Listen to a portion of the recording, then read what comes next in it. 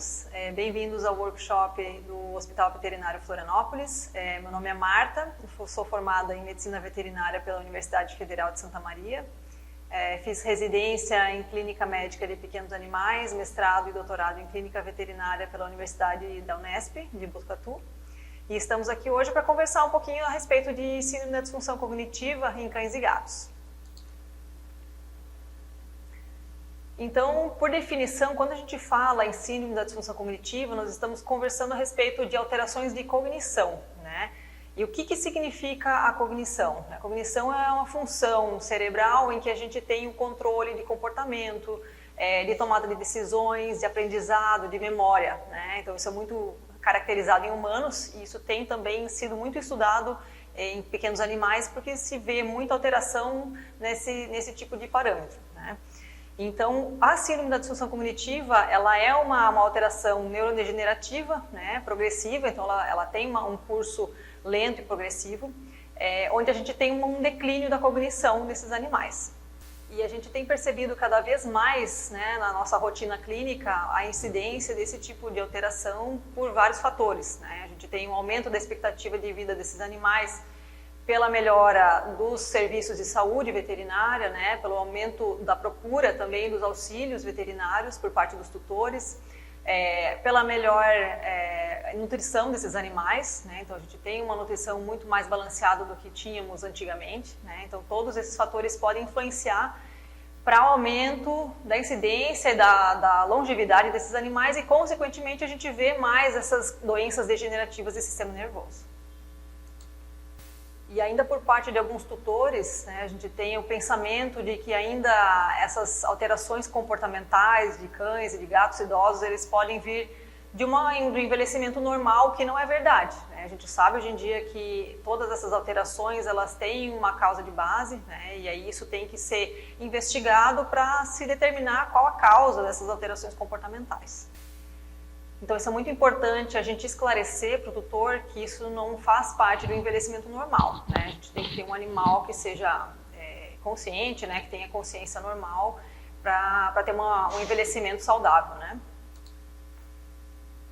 Então, se detectou já que em cães, o declínio cognitivo, ele começa lá pelos 7 anos de idade, principalmente naqueles cães que tem uma avaliação cognitiva mais exacerbada, né, que já tem algum tipo de trabalho específico, né, então principalmente de cães policiais se percebe muito essa diferença, né, então aqueles cães de trabalho em que existe treinamento, né, cães de faro, então tudo isso, né, ajuda a detectar as alterações comportamentais quando elas começam a aparecer.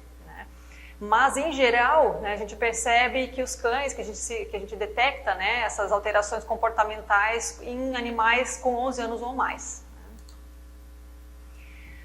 A respeito da origem, né, da síndrome da disfunção cognitiva, se sabe que ela é multifatorial, né, pelo menos se estima, né, e ela não tem uma origem totalmente conhecida hoje, assim como a doença de Alzheimer em humanos, né, que ela tem várias semelhanças com a doença de Alzheimer de humanos, né, e ambas as doenças ainda estão sendo muito estudadas. Então nós temos deposição de uma proteína que se chama beta-amiloide, né, a gente vai conversar mais a respeito disso quando a gente falar da patologia. Produtos de dano oxidativo, então que são consequência do metabolismo celular, né, a presença de macrófagos ali na região, alterações da bainha de mielina, né, da composição da mielina, e atrofia cortical cerebral, né? Então, são alguns eventos que a gente encontra então, nessa patologia.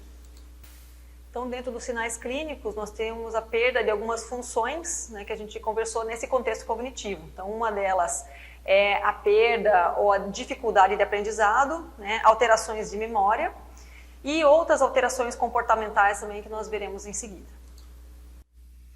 Então, dentro desses sinais clínicos, existe um acrônimo em inglês que a gente tem para lembrar todas as categorias de alterações comportamentais que podem ser presentes nessa doença. Então, uma delas é a desorientação espacial, a perda da interação socioambiental, então tanto com pessoas quanto com o ambiente onde esse animal frequenta, alterações do ciclo sono-vigília, eliminação em locais não habituais, né? Então o animal começa a perder a noção de eliminação. E mudanças na atividade física. Então, todas essas categorias, né, tem um acrônimo que se chama DISHA, né, que tem os significados em inglês, para a gente relembrar, então, todas essas categorias de sinais clínicos. Então, dentro dessas categorias, então, são animais, por exemplo, que têm uma desorientação espacial, eles começam a se perder na casa. É um animal que, às vezes, sai para o quintal e não consegue retornar, né? Então eles se perdem. Alguns ficam como o animal aqui da foto, né? O cão da foto, ele fica preso atrás da porta em algum canto e não consegue sair enquanto alguém não vá lá e retire esse animal desse local. O animal pode, né, começar a se tornar agressivo, ansioso, né? Porque a gente tem também algumas outras alterações que vamos conversar. Então pode começar a mudar esse tipo de comportamento também. Pode começar a apresentar vocalização excessiva, né, em alguns horários, às vezes específicos do dia. Distúrbios do apetite, então esse animal pode tanto se alimentar para mais quanto para menos. Né. Horas de sono, então essa alteração do ciclo sono-vigília, às vezes são animais que podem dormir em excesso, né, então eles começam a aumentar as horas de sono. Ou ao contrário, tem muitos animais que começam a ter andar compulsivo e eles acabam tendo menos repouso do que o costume, né? E ainda tem aqueles animais que trocam o dia pela noite, então ao invés de ter um sono mais profundo durante a noite, eles costumam dormir mais de dia e ter andar a esmo, né, ou compulsivo, vocalização, noturnos, né? Então, isso às vezes se torna um problema social por causa de vizinhos, né? Hoje em dia as pessoas às vezes vivem em grandes cidades, então tudo isso acaba, né, prejudicando então a família, né, de certa forma. Perda auditiva e visual, então essas alterações dos sentidos especiais do animal idoso, principalmente, é um dos fatores que influencia na ansiedade do paciente. Por isso, às vezes, eles também se tornam mais ansiosos, mais agressivos, porque eles perdem também esses outros sentidos. Então isso é outro fator que também influencia. Né?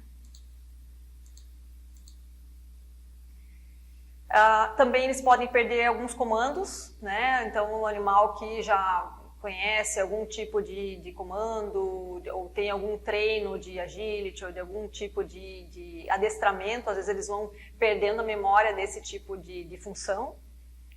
São animais que são predispostos a ter ansiedade de separação, então às vezes precisa se fazer o tratamento da ansiedade por separação em associação, né, com o tratamento para disfunção cognitiva. E algumas outras alterações comportamentais também, né? A gente pode ter inúmeras alterações aí na disfunção cognitiva. Então, para o diagnóstico, né, como a gente conversou no início da aula, normalmente a alteração cognitiva ela tem um curso progressivo, lentamente progressivo, né? E para diagnóstico, na verdade, o diagnóstico de disfunção cognitiva, ele é um diagnóstico de exclusão, então a gente precisa excluir todas as outras causas, tanto comportamentais quanto neurológicas, para a gente chegar num diagnóstico presuntivo de síndrome da disfunção cognitiva, né? Então, por meio dos sinais clínicos, né? Então, todos aqueles sinais que a gente já conversou, pela anamnese com o proprietário, né? Com o tutor, no caso, onde a gente tem os dados, né, de todas essas alterações comportamentais em casa, né, por meio de questionários. Os questionários são muito utilizados para pesquisas, né, nessa área de estudo, né. Por meio do exame neurológico, né, normalmente o exame neurológico não mostra nenhuma alteração, por exemplo, de nervos cranianos ou de alterações posturais, né, de reações posturais ou de reflexos espinhais, né. Alguns exames laboratoriais, né? Então aqui a gente tem algumas fotos de exame de líquor, né? Então o exame de líquor também muitas vezes ele não vai trazer nada e tanto os exames mais específicos de líquor, tanto os hematológicos, né? Então os outros exames muitas vezes não são esclarecedores. Como eu havia falado, né? Os questionários, aqui eu coloquei um exemplo, né, de questionário em que são feitas para o tutor. Então, dentro de todas aquelas categorias que a gente viu nos sinais clínicos, a gente tem as perguntas que se fazem nesse tipo de questionário, né? Então, por exemplo, o apetite, né? Se ele aumentou, diminuiu, né? Mudou de alguma forma. a ingestão de líquidos, né, a eliminação do paciente, né, se ele tem eliminação fora do lugar ou não, se é urinário, se é fecal, enfim. Né, então, todas essas categorias a gente tem aqui descritas no questionário. E também temos alguns testes cognitivos, que também hoje em dia ainda é muito utilizado para pesquisa, não tanto para rotina, né? Então é só mais a título de curiosidade para vocês. Né? Aqui a gente tem um dos aparelhos que é usado, tem vários tipos de aparelhos que são usados nas pesquisas, né? Então aqui a gente existem também inúmeros testes que são feitos para a gente detectar vários tipos de memória, né? Então cada teste ele vai avaliar um tipo de memória diferente. E eu trouxe também a título de curiosidade para vocês aqui um experimento que a gente fez também. Foi inclusive meu tema de mestrado, a gente fazia então testes cognitivos com cães. Né? Nesse caso aqui, o paciente em questão, né, então nesse caso específico, o cão em questão que está sendo testado, ele tem que optar por um objeto ou outro. Então ali sempre tem um objeto que é o correto e vai mudando o local, né? E o animal tem que identificar, então fazer essa identificação do objeto. Então aqui no caso o objeto azul era o objeto correto, né? Então ela já está num nível ali em que ela já tem uma noção, né? Então a gente faz repetidamente assim ao longo dos dias, né? Algumas séries de tentativas até o animal aprender então que ele tem que associar o petisco a um objeto específico. Né? Isso é um dos testes que é utilizado. Outra ferramenta muito importante para o diagnóstico os exames de neuroimagem. Né? Os exames de neuroimagem, principalmente a ressonância magnética, que a gente vai falar mais adiante, é muito importante para o diagnóstico ante-mortem. Né? Então, no caso, uma das ferramentas que nós podemos usar é a tomografia computadorizada, né? Só que a tomografia ela tem algumas limitações. Então, uma delas é a formação de artefatos, né? E a outra também é a definição entre a substância branca e cinzenta, que é muito importante na disfunção cognitiva, porque a gente vai fazer essa diferenciação. Né? Então, como ela não tem uma definição tão evidente dessas camadas, então fica um pouco mais complicado de a gente conseguir detectar alterações. Já no caso da ressonância magnética, né, como a gente pode ver nessa primeira foto aqui à esquerda, superior, a gente consegue diferenciar a parte cinzenta, né, a substância cinzenta da substância branca. Então existe uma delimitação maior e a gente consegue ter uma noção melhor desse tipo de tecido. Né. Então na síndrome da disfunção cognitiva, normalmente a gente tem uma diminuição da cortical, né, da substância cinzenta, ela fica geralmente mais estreita do que o normal. E aqui é um estudo também que eles fizeram a comparação das adesões intertalâmicas. A adesão intertalâmica ela é muito importante para a gente ter a conexão, né, entre um hemisfério cerebral e o outro. Né? Então, quando a gente tem perda neuronal, eles já detectaram que essa adesão intertalâmica ela acaba ficando mais estreita também. Né? Então, aqui abaixo a gente tem um animal que tem uma disfunção cognitiva. Né? Então, vocês podem perceber que existem alterações tanto na adesão intertalâmica quanto nos ventrículos, né? Nós temos a ventriculomegalia, né? Então a gente tem aumento aqui das cavidades com o ventrículo, só para quem nunca teve experiência assim com ressonância magnética, né? Aqui a gente são duas formas de a gente ver, né, a ressonância. Então uma delas aqui é T1 e aqui é T2. Em T1, tudo que é líquido é escuro, né? Então essa parte aqui que a gente está vendo interna são cavidades licóricas, né? Então a gente tem líquor aqui dentro. Em T2 ao contrário, né? Onde é branco é líquido, né? Então a gente vê que essas cavidades aqui, elas estão muito maiores que as de cima, né? De um animal saudável. Tá? Aqui é uma visão sagital, né? Então a gente vê aqui então a adesão intertalâmica muito maior, né, do que um animal doente, ó. Então, como vocês viram na imagem, né, aqui na patologia a gente também vai ver esses tipos de alteração. Né? Então, a gente vê tanto na macroscopia quanto na microscopia algumas certas alterações. Né? Então, o que chama mais atenção na macroscopia são principalmente o estreitamento dos giros. Né? Então, por quê? Porque a gente tem uma camada cortical mais estreita. Né? Então, a gente vai ter um aumento... um estreitamento dos giros, um aumento dos sulcos, né, porque a gente vai ter também essa diminuição das camadas, e também o aumento ventricular que a gente viu ali na neuroimagem. Então, o que chama também mais atenção na microscopia é o acúmulo de proteína beta-amiloide. Isso também é muito verificado em seres humanos com doença de Alzheimer, né? Então, a gente aqui vê alguns padrões de distribuição, né? Aqui são imagens de imunistoquímica, né? Então, tudo que está mais alaranjado, avermelhado, amarronzado é a marcação de beta-amiloide. E aqui a gente tem uma outra característica também, a título mais de curiosidade, né? Aqui a gente tem essa área amarelada, né, que a gente vê aqui na foto, são todas acúmulos de proteína beta-amiloide, né? E a gente vê que no interior não existe mais nada, né? Isso aqui se chama neurônio fantasma, né? Então a gente tem só o acúmulo de beta-amiloide onde um dia existiu um neurônio, né? Dentro da microscopia a gente vai passar um pouco mais só para a gente ver que tipos de alterações que a gente pode encontrar, né? Então uma delas é acúmulo de lipofuscina, que indica mais ou menos a idade celular, né? No caso dos neurônios. O espessamento e calcificação das meninges, então que são as camadas externas ali que protegem o sistema nervoso central. Alterações vasculares, então a gente vê aqui na foto, né, também o acúmulo da proteína beta-amiloide ao redor dos vasos, né, então a gente chama isso de angiopatia amiloide, né. A gente pode ter também fibrose das meninges, além daquela calcificação, fibrose do plexo coroide da parede dos vasos, né. Degeneração da substância branca, então a gente pode ver nessa foto aqui alguns vacúolos, né, toda a parte branca, então a gente tem perda, né, dos axônios. E também aqui nessa outra foto a gente vê a dilatação axonal, né, que também faz parte aí da degeneração. Astrogliose também, que é aumento aí dos astrócitos, né, satelitose, então a gente tem acúmulo de células da glia em volta dos neurônios, né, esse retangular que a gente está... Essa célula triangular que a gente está vendo é um neurônio, né, então as células da glia em volta aqui dele. Neuronofagia, né, então está tendo uma morte neuronal aqui também, né, esferoides na substância cinzenta. Então, como diagnóstico diferencial, como havia comentado com vocês no início da aula, a gente tem que então descartar causas comportamentais, principalmente no caso de felinos, né, onde a gente tem uma maior flexibilidade aí do comportamento de acordo com as mudanças ambientais, né, e relações sociais, né, tanto com gatos quanto com pessoas. Então, em especial em felinos, a gente tem que fazer essa diferenciação.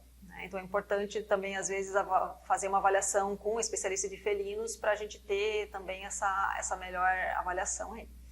E outros diferenciais que nós também temos que fazer são das doenças neurológicas que são compatíveis com uma síndrome cerebral, né? Afinal, a gente vai ter uma alteração em córtex cerebral, então todas as alterações que cursam com alterações cerebrais, também a gente vai ter que fazer a exclusão, né? Como a gente conversou, o diagnóstico da síndrome da disfunção cognitiva é um diagnóstico de exclusão. Então aqui a gente tem algumas causas de doenças, né? Então neoplásicas, nutricionais, tanto as neoplasias como a deficiência de tiamina, em especial em felinos também, né? As causas metabólicas, né? Então tanto as encefalopatias hepática e urêmica, né? As alterações hepáticas e renais, e doenças endócrinas, né? Então algumas delas são o hipotireoidismo, né? O diabetes, né? E o hiperadenocorticismo, né? Causas tóxicas, principalmente a intoxicação crônica por chumbo, que é muito raro hoje em dia, né, porque as fontes de chumbo já são mais limitadas. E causas inflamatórias, né, então algumas delas são a meningoencefalite granulopatosa e a necrotizante, né. E finalmente o tratamento, né, ele se baseia em algumas categorias também que nós vamos conversar. Então, no tratamento da disfunção cognitiva, a base do tratamento vai ser combater os radicais livres, né? Os radicais livres, eles são o produto ali do metabolismo celular, né? Então, acaba que a depuração dos radicais livres que um corpo saudável faz, na disfunção cognitiva ela vai estar prejudicada, né? Então, a gente precisa otimizar essa eliminação dos radicais livres para a gente ter um maior controle da doença. Então, o que se sabe hoje em dia, né, que o cérebro, ele é o órgão que mais demanda oxigênio do corpo, né? Então, dentro dos 100% de oxigênio que a gente tem disponível, 20% desse total vai exclusivamente para o cérebro, né, para a função cerebral. Então, isso exige, né, isso gera bastante radicais livres que a gente tem que, então, fazer esse controle. E o tratamento ele é baseado em 4 categorias, né? Um deles é a dieta, né? A gente vai ver agora mais adiante, outro é medicamentos, né? Que a gente vai lançar mão. Existem algumas terapias complementares que também a gente pode fazer o uso. E, por último, também enriquecimento ambiental, né, para a gente estimular esse animal a ter diferentes estímulos e estimular, de certa forma, a função cerebral. Então, hoje em dia, a gente tem dietas terapêuticas específicas, né, para a gente tratar a disfunção cognitiva, né. Se vocês pesquisarem na internet, vocês vão encontrar pelo menos uma delas. E a gente tem, então, dentro dessas dietas, componentes que melhoram as defesas antioxidantes, né, diminuem a produção dos radicais livres e aumentam a sua depuração, né, então aumenta essa limpeza, como a gente havia conversado, né. Algumas substâncias antioxidantes, né, a gente tem aqui citado, então as vitaminas C e E, né, o ácido DL-alfa-lipoico, principalmente em cães, né, em gatos existem alguns componentes, né, alguns preparados com essa substância que pode ser tóxico para gato, né. Então, os medicamentos que nós temos disponíveis, né, o primeiro que foi aprovado para pequenos animais, tanto para cães quanto para gatos, é a selegiline, né. Ela inibe a produção dos radicais livres e ela pode ser usada também para felinos, né, com uma certa cautela, pesando custo-benefício. Ela só tem que ter o cuidado de agir quando a gente tem uma associação, por exemplo, com antidepressivos, né? Então ela pode ter alguns efeitos aí que a gente não deseja, né? Então a gente tem que ter cuidado em aqueles animais que já tomam esse tipo de medicação. A propentofelina, né, ela é aprovada para uso em cães, ela aumenta o fluxo sanguíneo cerebral, né, e a gente tem também uma atividade em relação às plaquetas, né, que ela inibe a agregação plaquetária. Alguns outros componentes, como a gente já conversou, a vitamina E, né, ela existe na apresentação de suplemento, né, de suplementação. A ginkgo biloba, né, que é uma planta que ela estimula também o fluxo cerebral. Existem também, a nível de pesquisa, algumas vacinas que estão sendo desenvolvidas, né, para também o tratamento desses animais. E os anticorpos que são produzidos, eles impedem a formação ou estimulam a depuração do beta-amiloide. E outras substâncias também estão em estudos, né? Eu coloquei também aqui a nível de curiosidade, né? Então, a nicergolina, a dafenil, modafinil, o GABA, a vitamina a piridoxina, né? Que é a vitamina B6, os anti-inflamatórios, alguns hormônios, né? Então, tudo isso ainda está sendo muito estudado para a gente ver o efeito que existe e se isso é realmente benéfico nesses animais. Existem algumas terapias complementares, então fitoterapia, né, as florais de Bach, a melatonina, né, isso é bastante importante para aqueles animais que têm aquelas alterações do ciclo sono-vigília, às vezes pode ser uma medicação que pode auxiliar, né, e alguns suplementos também, e a base normalmente deles é de antioxidantes. Outra substância que a gente pode fazer uso também são os feromônios sintéticos, né, tanto para cães quanto para gatos, né, que a gente tem alguns exemplos deles. E a última categoria também, né, é o enriquecimento ambiental, né, então isso é bastante importante para estimular então, a função cerebral desses animais. Para gatos, né, eu coloquei aqui até uma foto, seria importante às vezes deixar todos os objetos que o animal necessita, então o local de repouso, o local de eliminação, claro, com uma certa distância, né? Fazer toda a colocação de todos esses componentes dentro de um único ambiente, né? Para minimizar um pouco também o estresse do paciente. Outras coisas que também podem ser usadas estímulos cognitivos do tipo de adestramento, né? Ensinar novas funções para o animal, fazer passeios regulares, isso ajuda também a manter o fluxo sanguíneo cerebral, né? Uso de brinquedos, né? E existe também alguns que também são brinquedos, né? São brinquedos cognitivos em que a gente usa, ao invés do prato de alimentação, né? Do potinho de alimento, a gente usa o próprio brinquedo para fazer a nutrição, a alimentação desse paciente. Então aqui eu coloquei 2 exemplos, né? Um deles é essas gavetas, né? Que a gente tem, então, alguns nichos onde a gente coloca a ração e isso é coberto e o animal tem que aprender a desbloquear essa alimentação, né? Outra dela aqui do lado, que existe uma marca muito conhecida no mercado, né, em que a gente pode colocar um objeto oco, né, geralmente feito de borracha, e essa borracha tem várias densidades, de acordo com o tamanho e a cor, e a gente consegue colocar essa alimentação dentro desse objeto. Então isso estimula o paciente tanto a interagir com o objeto, né, para estimular também, isso também de certa forma estimula, né, a função cerebral, e também para, principalmente animais, às vezes que ficam muito tempo sozinhos, né, em casa, para estimular o máximo possível de interação e evitar as horas de desocupação desse paciente, né? Então acaba, essas horas em que o animal também fica sem companhia, é um dos componentes que pode auxiliar no desenvolvimento da ansiedade desses animais. Então, as recomendações gerais, né, para tutores que tentam animais com disfunção cognitiva seria, então, relatar qualquer alteração quando ela surgir, principalmente para o médico veterinário, para ele avaliar se realmente é uma alteração clínica, comportamental, enfim, né, que necessite de tratamento. A instalação de rampas ou de degraus acolchoados, né, então, para auxiliar esse animal ao acesso a ambientes em que ele é habituado, né, e também evitar algum acidente. Manter uma rotina diária regular, então principalmente os felinos que são mais suscetíveis ao estresse, quando for fazer alguma mudança ambiental, né? Sempre fazer muito gradualmente, né? Então para a gente não ter o estresse, não ter ansiedade e acabar piorando a situação, né? Então o que eu tinha para conversar com vocês a respeito de síndrome da disfunção cognitiva hoje seria isso, né? Fico à disposição das dúvidas. Muito obrigada. Bom, então a gente vai ver algumas perguntas aqui, né? Então, uma das questões seria qual a categoria, né, de tratamento ali daquelas questões que a gente conversou, o que seria mais eficiente, né? A questão é que a associação entre uma categoria e outra, ela acaba dando mais resultado, às vezes, do que uma categoria específica, por exemplo, só medicar o paciente, né? Isso já foi verificado em alguns estudos. Então, fizeram comparações com animais controle, né, que não receberam nem tratamento medicamentoso, nem enriquecimento ambiental, outros que receberam só medicação, outros só com enriquecimento, e o outro grupo seria a associação de medicamentos com enriquecimento. E esse último grupo, ele acabou tendo uma melhora significativamente maior do que os grupos anteriores, né?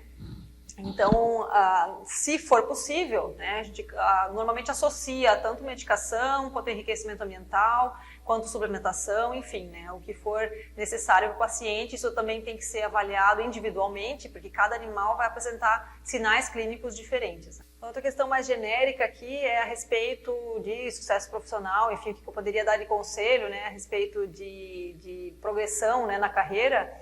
Então, acho que a principal questão aí é o estudo, né? Então, por meio do estudo que você vai conseguir resolver melhores problemas, né? E um veterinário que é um bom resolvedor de problemas é o que vai ser definitivamente mais próspero, né? No caso. Então, quando a gente tem problemas que a gente consegue resolver, né? A gente vai ter o maior sucesso no nosso tratamento, né? Mais saúde para o nosso paciente, mais longevidade, então tudo isso vai auxiliar.